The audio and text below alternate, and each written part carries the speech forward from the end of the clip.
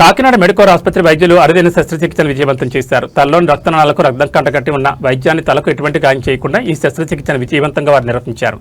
ఈ చికిత్సకు సంబంధించిన వివరాలను మెడికోర్ ఆసుపత్రి సెంటర్ అంజిబాబు శనివారం ఆసుపత్రిలో విలేకరులకు వివరించారు. ఈ సందర్భంగా ఆయన మాట్లాడుతూ తల తిరగడం, బాధించడం ఎక్కువగా రావడంతో ఒక వ్యక్తి ఆసుపత్రికి వచ్చారన్నారు. దీనికి సంబంధించి ఆసుపత్రి న్యూరో విభాగానికి చెందిన వైద్యులు అన్ని పరీక్షలు నిర్వహించి ఎండోవాస్క్యులర్ సర్జరీ చేయాలని వారితో చెప్పారన్నారు. ఆ తర్వాత వారు బెంగళూరు ఆసుపత్రికి వెళ్లి వైద్యం పొందగా వారు కూడా తాము చెప్పిన పద్ధతిలోని శస్త్రచికిత్స చేయాలని చెప్పడంతో తిరిగి మెడికోర్ ఆసుపత్రికి తీసుకొచ్చారన్నారు. రోగికి అన్ని సిద్ధం చేసి తొడ నుండి తలకు వైరు ద్వారా ఇంటర్విల్సిన్ రేడియాలజీ అనే పద్ధతిలో వైద్యం చేసినట్టు చెప్పారు. రోగి ఆరోగ్యంగా ఉన్నారని, బీపీ, గుండె పనితీరు బాగున్నట్లు అంజిబాబు చెప్పారు. ఈ తరహా వైద్యం హైదరాబాద్, బెంగళూరు, చెన్నై వంటి సిటీల్లో ఉండేదని, ప్రస్తుతం ఆ తరహా వైద్యం మెడికోర్ ఆసుపత్రిలో అందిస్తున్నట్లు ఆయన వెల్లడించారు. ఈ సమావేశంలో వైద్యులు లింగోలు చందు, కృష్ణ భాస్కర్, శ్రవణ్, అజయ్, రాకేష్, అరవింద్, రత్నమౌనిక, ప్రసాద్ తదితరులు పాల్గొన్నారు.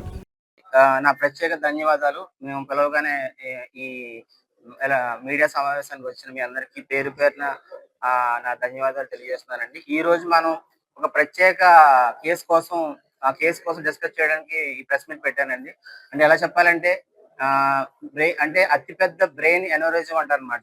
అంటే తల ఓపెన్ చేయకుండా బ్రెయిన్ లో ఉన్న రక్తనాళానికి రిపేర్ చేసి కాయిలింగ్ పద్ధతి అని చెప్పొచ్చు. సో ఈ ఈ ప్రక్రియలో మొత్తం ఏదైతే ఈ మొత్తం కాయిలింగ్ ప్రొసీజర్ గురించి ప్రెస్ మీట్ పెట్టడం జరిగింది. ఎందుకంటే ఇది చాలా అరుదైన కేసు అన్నమాట. అది మన కాకినాడలో మెడికోర్ హాస్పిటల్లో జరిగింది. ఇలా జరగడానికి మెయిన్ ఏంటంటే మనకి టీం ఉంది. లైక్ మా neuro chief doctor Lingol Chandu sir, neuro surgeon sir ఆధ్వర్యంలో, అలాగే neuro physician doctor Krishna Bhaskar sir, అలాగే ఇంటర్వెన్షనల్ రేడియాలజిస్ట్ డాక్టర్ శ్రవణ్ గారు, అండ్ మా anaesthesia and critical care team doctor Ajay sir and doctor Aravind sir, మొత్తం అందరూ ఒక టీం వర్క్ చేసి ఈ కేసుని ఇక్కడ జరిగింది. ఎందుకంటే తల ఓపెన్ చేయకుండా తొడలోంచి మనం వైర్ పంపించి రక్తనాళాలను రిపేర్ చేయడం అనమాట. ఇది ఖర్చుతో కూడుకున్న పద్ధతి. అలాగే చాలా మంది బెంగళూరు, చెన్నై, హైదరాబాద్ వెళ్ళి చేయించుకుంటారు. ఇక్కడ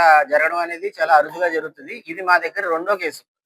సో రెండు సక్సెస్ అయ్యాక ప్రెస్ మీట్ పెడదామని ఈ రోజు ప్రెస్ మీట్ పెట్టాం. సో సెకండ్ కేసు, దీని గురించి మరింత వివరంగా మన న్యూరో చీఫ్ చందు సార్ తీసుకుంటారు.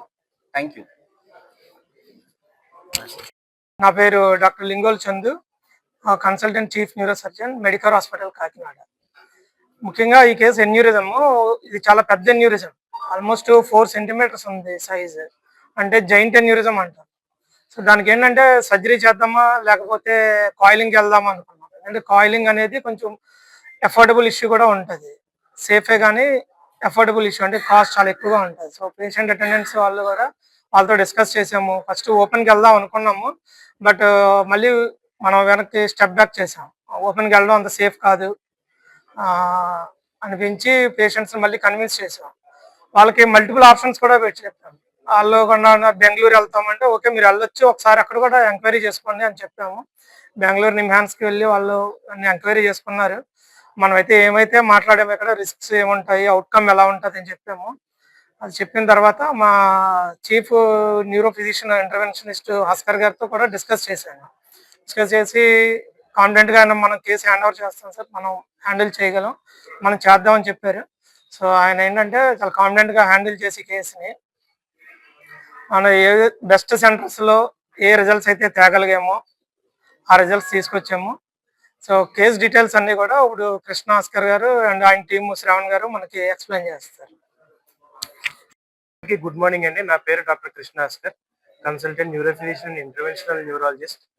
సో ఈ కేసు మా దగ్గరికి వచ్చేసరికి సార్ చెప్పినట్టుగా ఇది చాలా పెద్ద ఎన్యూరిజం. అంటే ఎన్యూరిజం అంటే ఏంటంటే ఈ రక్తనాళాల యొక్క గోడలు బలహీన పడతాయి.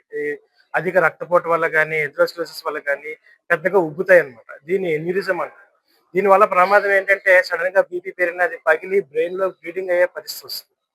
సో దీన్ని ముందు సర్జికల్ గా కాదు, ఎండోవాస్కులర్ గా అనే పద్ధతి ఉంటుంది.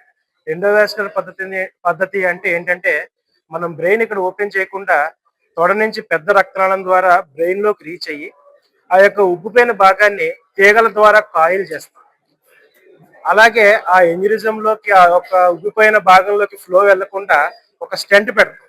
అంటే ఏమవుతుందంటే ఒక స్టెంట్ పెట్టడం ద్వారా ఆ యొక్క ఎన్యూరిజం లోకి బ్లడ్ వెళ్లకుండా డైరెక్ట్ గా బ్రెయిన్ లోకి వెళ్ళిపోతుంది. సో స్లోగా ఎన్యూరిజం అనేది ఇంకిపోతుంది. దీన్నే మనం ఫ్లో డైవర్షన్ అండ్ కాయిలింగ్ అనే పద్ధతి అంటాం. ఇది ఎండోవాస్కులర్ పద్ధతి. అండ్ ఇది వితౌట్ మనం బ్రెయిన్ ఓపెన్ చేయకుండా పేషెంట్ కి మంచి రిజల్ట్స్ ఇవ్వచ్చు. సార్ చెప్పినట్టుగా ఇది రెండో కేసు మా దగ్గర చేయడము, రెండు బాగానే సక్సెస్ అయినాయి. సో దీని ఒక అడ్వాంటేజెస్ అదే ఇవాళ డిశ్చార్జ్ చేస్తున్నాం మోస్ట్లీ ఆ కేసుని. అండ్ తర్వాత పోస్ట్ ప్రొసీజర్ తర్వాత 2-3 డేస్ వాంటర్ తర్వాత పేషెంట్ బాగా నడుస్తుంది, మాట్లాడుతుంది, ఎటువంటి కాంప్లికేషన్స్ కూడా రాలేదు. సో ఇదొక మనం సేఫ్ పద్ధతి. ఇది చాలా కాంప్లికేటెడ్ ప్రొసీజర్. ఏంటంటే ఇది యూజువల్ గా టైం 4 అవర్స్ పడుతుంది సార్, 4 to 5 అవర్స్ పడుతుంది. కొన్నిసార్లు ఏంటంటే ఇది ఒక పెద్ద ఇంజరిజం కాబట్టి టైం తీసుకుంటుంది. సో ఏంటంటే మనము చాలా స్లోగా ప్రతి స్టెప్ కేర్ఫుల్ గా వెళ్ళాలి సార్.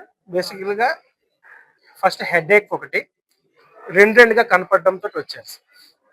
చేస్తే ఎంఆర్ఐ స్కాన్ చేసాం. అంటే కారణం ఉంటుంది కదా, ఎందుకు అలా తలనొప్పి ఎందుకు వస్తుంది, కంటికి సప్లై చేసే నరాల్లో ఎఫెక్ట్ ఉంది అని అనుకున్నాం మేము పేషెంట్ ఎగ్జామిన్ చేసిన తర్వాత టోసిస్ అంటాం, ఈ రెప్ప పడిపోవడం, కుడి రెప్ప పడిపోవడం.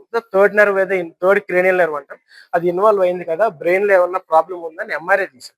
ఎంఆర్ఐలో ఇది బయటపడిన తర్వాత సిటీ యాంజియోగ్రామ్ చేసుకున్నాం. అంటే ఏంటంటే ఫస్ట్ ఇది రెండు పద్ధతులు ఉంటాయి, ఓపెన్ కి వెళ్ళాలా, ఎండోవాస్కులర్.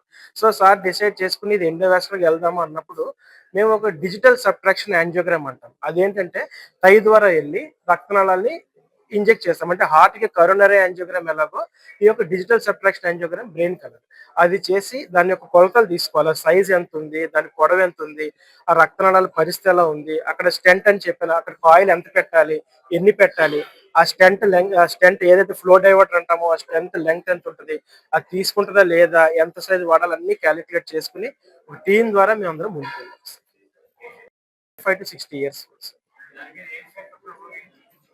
ఏజ్ ఫ్యాక్టర్ ఉంటుంది సార్. ఏజ్ అయ్యే కొద్ది రక్తనాళాల గోడలు బలహీన పడతాయి ఒకటి, ఈ కొలెస్ట్రాల్ వల్ల ఒకటి, అధిక రక్తపోటుతో ఒకటి, రక్తనాళాలు బలహీనపడి గోడ ఉందనుకోండి అది ఉబ్బుతుంది. ఆ ఉబ్బడాన్ని ఎన్యూరిజం అంటారు.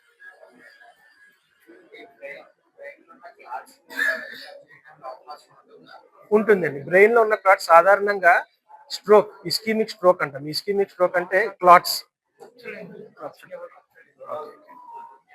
సో ఈ యొక్క ఎన్యూరిజం పగిలింది అనుకోండి, బ్రెయిన్ లో బ్లీడ్ అవుతుంది. ఆ బ్లీడ్ అయినప్పుడు మెడికల్ మేనేజ్ చేసుకుని మనం అప్రాపరియేట్ ఇమేజింగ్ చేసుకుని సిటీ యాంజియోనా డిఎస్ఓ చేసుకుని అది క్లిప్పింగ్ చేయాలా లేదా ఈ పద్ధతిలో చేయాలా అనేది టీమ్ డెసిషన్ మీద ఆధారపడుతుంది. ఎందుకంటే స్ట్రోక్ లో ప్రజెంట్ అవగానే యూజువల్ గా ప్రతి స్ట్రోక్ కేసుకి మనం యాంజియోగ్రామ్ చేస్తాం. యాంజియోగ్రామ్ లో ఇది బయటపడుతుంది. యాంజియోగ్రామ్ స్ట్రోక్స్ అనుకుంటాం కదా, నిన్న కూడా ఒక కేసు వచ్చింది, బట్ వాళ్ళు బాగా లేట్ అయిపోయింది. సో మనం రెగ్యులర్ గానే హ్యాండిల్ చేస్తాం. ఈ సమావేశం ద్వారా మనం కూడా తెలియజేస్తున్నాం ఏంటంటే అన్ని ఐడియల్ గా సెటప్ ఉన్న సెంటర్ కి మనం తొందరగా వెళ్ళగలిగితే, similar aneurysm case 7th day వచ్చాయి, అప్పటికి మనం చేయలేని పరిస్థితి. 7th డేకి లోపల జరగాల్సిన డ్యామేజ్ జరిగింది. సో పెద్ద యూజ్ ఉండదు అప్పుడు చేసిన, ఎందుకంటే వాళ్ళు చిన్న హాస్పిటల్ తిరిగి ఇక్కడ వచ్చారు. వాళ్ళు ఉండేది కూడా కాకినాడలో. సో ఏంటంటే మనం ఎర్లీగా మెడికల్ వరకు రాగలిగితే ఇక్కడ ప్రతి డిపార్ట్మెంట్ అవైలబుల్ గా ఉంటుంది కాబట్టి యాంజియోగ్రామ్ దగ్గర నుంచి డిఎస్ఏ అంటే ఇప్పుడు హార్ట్ ఎలాగైతే యాంజియోగ్రామ్ చేస్తారో అలాగే బ్రెయిన్ కూడా యాంజియోగ్రామ్ చేస్తారు. అది ఉంది, సిటీ యాంజియోగ్రామ్ ఉంది. ఇంటర్వెన్షన్ స్పెషలిస్ట్ భాస్కర్ గారు ఉన్నారు, శ్రవణ్ గారు ఉన్నారు, న్యూరో సర్జన్ నేను ఉన్నాను. స్ట్రాంగ్ ఐసీయూ సపోర్ట్, మనకి 24/7 ఐసీయూ సపోర్ట్ ఉన్నారు. సో ఇంతమంది ఉండగా మనం కాన్ఫిడెంట్ గా. అందరికీ నమస్కారం అండి. నా పేరు డాక్టర్ శ్రావణ్. నేను neuro and vascular interventional radiologist. ఇప్పుడు ఈ పేషెంట్ గురించి మాట్లాడడానికి వస్తే, ఈ పేషెంట్ ఉన్న ప్రాబ్లం బ్రెయిన్ కి రక్తనాళాలు ఎలా ఉంటాయి, ఆ రక్తనాళంలో ఉబ్బరం వచ్చిందనమాట. దానికి మనం ఏంటంటే ప్రతి కంప్లైంట్ కి మనం రకరకాల ట్రీట్మెంట్స్ ఉంటాయి. అలాగే ఈ ఉబ్బరానికి 2 రకాల ప్రొసీజర్స్ చేసుకోవచ్చు. ఒకటి ఇందాక చెప్పినట్టుగానే ఒకటి ఓపెన్ సర్జరీ, లేదంటే ఎండోవాస్కులర్ సర్జరీ. ఈ ఓపెన్ సర్జరీ అంటే పుర్రె ఓపెన్ చేసి లోపలికి వెళ్ళి ఆ రక్తనాళంలో ఎక్కడైతే బుడగలాగా వచ్చిందో దాన్ని క్లోజ్ చేయడం. ఎండోవాస్కులర్ సర్జరీ అంటే ఏంటంటే మనం ఇప్పుడు బ్లడ్ శాంపిల్ తీసినప్పుడు నీడిల్ పెట్టి లోపలికి జస్ట్ శాంపిల్ ఎలా తీస్తామో అలాగే ఆ నీడిల్ కన్నా కొంచెం లావుగా ఉండే నీడిల్ తొడ దగ్గర పెట్టి ఆ తొడ దగ్గరలో ఉండే రక్తనాళంలో పెట్టి దాని ద్వారా వైర్స్ ట్యూబ్ ద్వారా మనం ఎక్స్రేలో చూసుకుంటూ మనకి ఎక్కడ ప్రాబ్లం ఉందో అక్కడ దాకా ఈ వైర్స్ ని ట్యూబ్స్ ని తీసుకెళ్లి, మనకి సపోజ్ ఈ పేషెంట్ వచ్చేసరికి మనకి బ్రెయిన్ లో ఉన్న రక్తనాళానికి ప్రాబ్లం కదా, ఈ ఎక్స్రేలో చూసుకుంటూ ఈ తొడ దగ్గర పెట్టిన సూద్ ద్వారా మనం వైర్స్ ట్యూబ్స్ ని తీసుకెళ్లి అక్కడ ఎక్స్రేలో చూసుకుంటే మనం వెళ్ళాల్సిన చోటుకి వెళ్ళిన తర్వాత అక్కడ ట్రీట్మెంట్ చేసి బయటకు రావడం అనమాట. సో దీని అంతటిని ఏంటంటే ఇది ఓపెన్ చేయకుండా చేస్తున్నాం కాబట్టి దీన్ని ఎండోవాస్కులర్ సర్జరీ అంటారు. అంటే పుర్రె ఓపెన్ చేయకుండా మనం చేస్తున్నాం కాబట్టి ఇది ఎండోవాస్కులర్ సర్జరీ లేదా ఇంటర్వెన్షన్ రేడియాలజీ పద్ధతిలో దీనికి ట్రీట్మెంట్ చేయడం అనమాట. నెక్స్ట్ ఇంకోటి ఏంటంటే అన్నిసార్లు ఎప్పుడు ఓపెన్ సర్జరీ చేయాలి, ఎప్పుడు ఎండోవాస్కులర్ సర్జరీ లేదా ఇంటర్వెన్షన్ రేడియాలజీ పద్ధతిలో ట్రీట్ చేయాలి. మనకి ఏంటంటే ఇప్పుడు ఇందాక చెప్పాను కదా, 4 రక్తనాళాలు ఉంటాయి బ్రెయిన్ కి మెయిన్.